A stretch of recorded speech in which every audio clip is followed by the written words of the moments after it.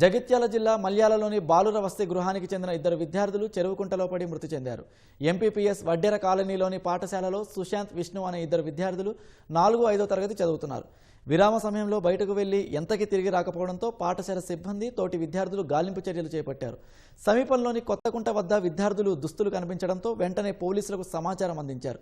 గజయితగాళ్ల సహాయంతో చెరువులో గాలింపు చేపట్టగా విద్యార్థుల మృతదేహాలను గుర్తించి వెలికితీశారు.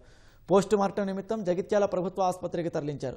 తమ కుమారులు విగత జీవులుగా ఉండడం చూసి కుటుంబ సభ్యులు కన్నీరు మున్నీరుగా విలపించారు. విద్యార్థుల మృతిపై జిల్లా కలెక్టర్ సత్యప్రసాద్, ఎమ్మెల్యే సంజయ్ కుమార్ విచారం వ్యక్తం చేశారు. విద్యార్థులు కుటుంబాల సభ్యులను ఓదార్చారు. బాధిత కుటుంబాలకు అన్ని విధాల న్యాయం చేస్తామని హామీ ఇచ్చారు. బాధాకరం. ఇక్కడ పేదవాళ్ళు ఏ విధంగా జరిగిందనే దానిపైన తప్పకుండా విచారణ జరిపిస్తాం.